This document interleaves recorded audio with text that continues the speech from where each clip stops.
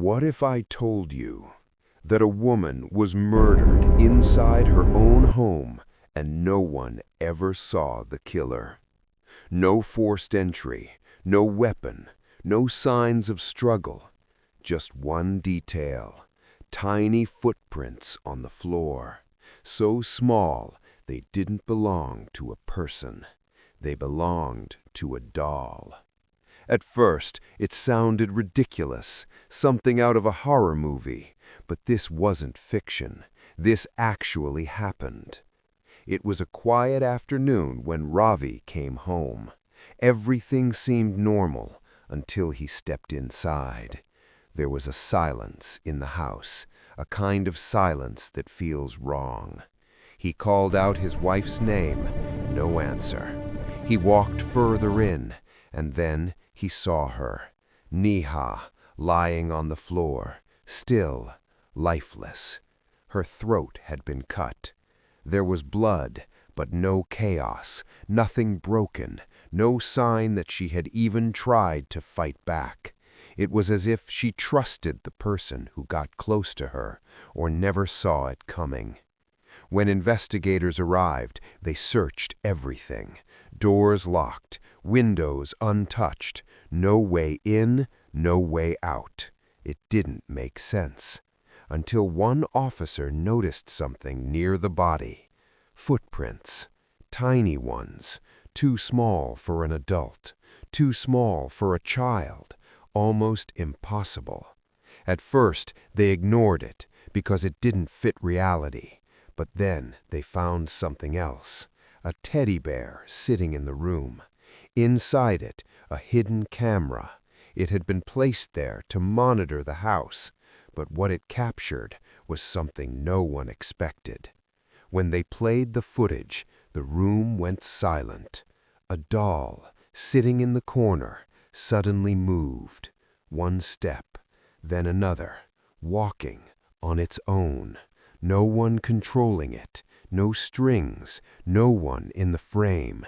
It walked toward the door, reached it, and slowly opened it. Then it disappeared, just like that. At that moment, everything changed, because now this wasn't just a murder. This was something planned, something precise. Investigators dug deeper, and that's when they discovered Neha had been followed for days. A man wearing a cap, always watching, keeping his distance, waiting. They tracked him, and it led them to a toy shop where one detail stood out. He didn't buy one doll, he bought two. Two identical dolls. One was found in the house, the other was missing. Now it made sense. This wasn't random. This was designed carefully. But the real shock was still coming, because the person behind all of this wasn't a stranger. She was someone close, someone trusted. Shikha, Neha's friend, the same person who sat with her, laughed with her, shared moments with her. But inside, she felt something else.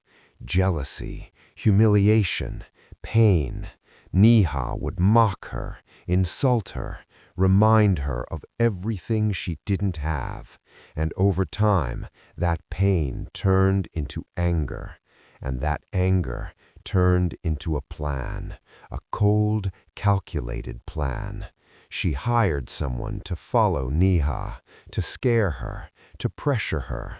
But when that wasn't enough, she created something no one would suspect, a weapon that looked harmless, a doll. And in one moment, she used it. Fast, silent, Stop deadly. resisting! No witnesses, Ma'am, no you need to struggle, calm down. no obvious killer. Just a I perfect can't illusion. breathe. Please let But me no go. plan is perfect forever, because eventually the truth always finds a way out, and when it did, it exposed everything, not just the crime, but the mind behind it. Because in the end, it wasn't the doll that was dangerous, it was the person controlling it. And sometimes the scariest part of a story is realizing the danger was never hidden in the dark. It was sitting right beside you.